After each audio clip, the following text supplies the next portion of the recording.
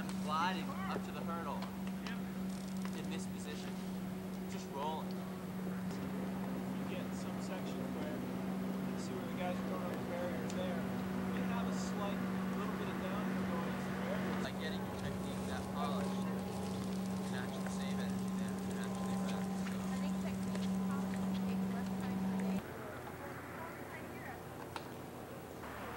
And Slide your frame back on your shoulder. now get your arm under there, go under. Leaning over.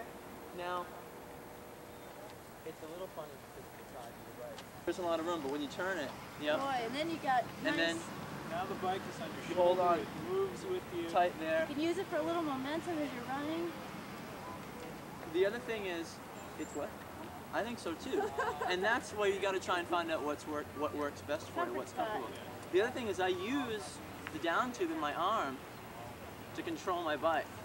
So it's not just resting on my shoulder, it's actually, I've got a point here that I use, and the point that's on my shoulder. The other way you can go from there, so again, you're back to this point where you're lifting it up. Some people go from there and around the front. That's the way I prefer to carry That's how Yeah. the tall people. Identically, like Frankie's a little bit taller than Mark. They do everything the same, except Frankie goes around the front and Mark goes under the bottom. Huh? I never noticed Yeah, that. it's a funny thing. So This keeps the bike really, for me, on the, like, I'll do both. I'll do this if it's a really short, kind of flat. the Swiss guys and the guys from the Czech Republic, they never touch the down tube, ever, no matter what. It's faster to pick up from the down tube because you can go straight up there and it's a more natural movement.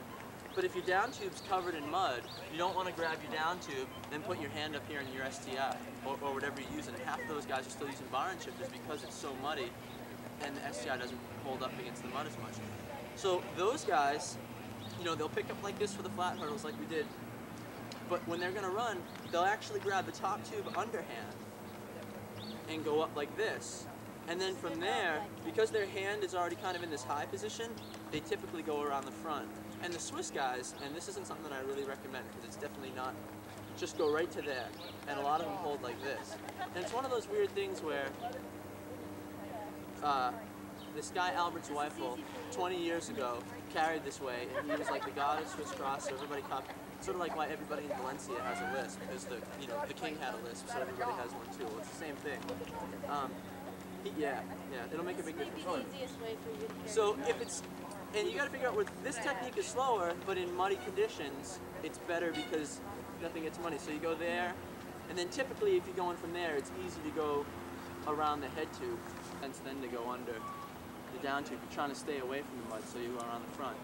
Then for putting down, and now here's one different thing to do. Some guys will actually grab and lift it off their shoulder and put it down. I've seen other people like Luca Bramati, Italian, he kind of lets it slide and catches it here. So it has two stops. You know, he just does it like that and then down.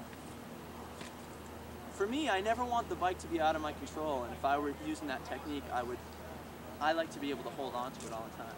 Now here's the other problem is, we talked about putting the bike down and keeping it from bouncing, being able to lean on it a little bit.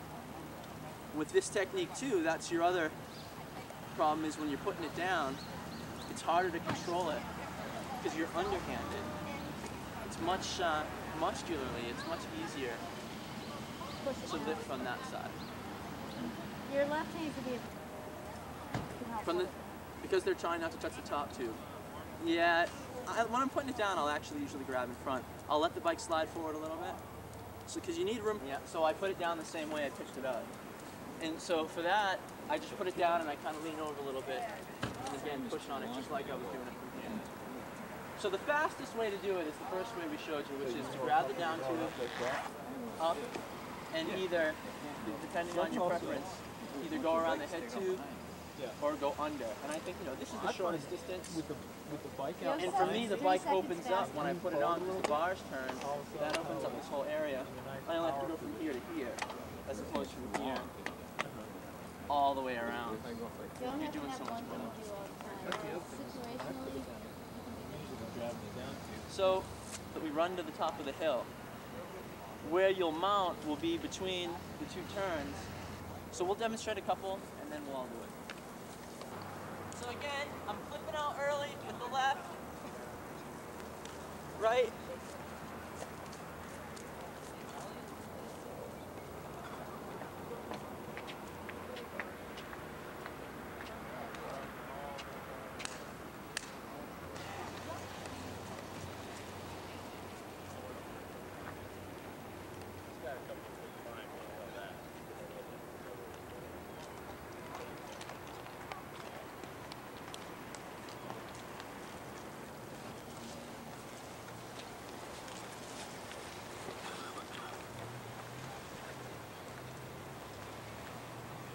Like I said, it's a little bit slower approaching it. It's not crucial that you put your foot between. It's okay if you go around this way. But because you're going around that way, if you have clipless pedals, you can stay clipped in a little longer, which can help you pedal a little bit longer and get off later approaching the hurdle. Right. So, yeah.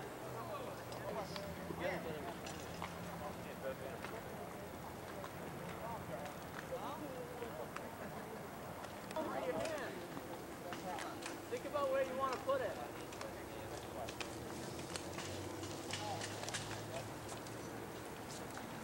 Right.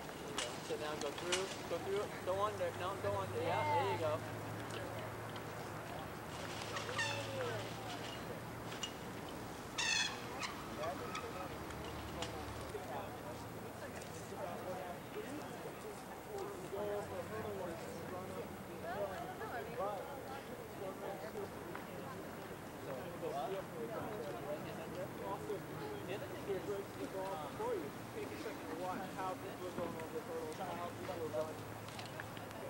We're gonna Okay. Whatever. let's go. We'll start by everybody holding the bike. You've only got doors here.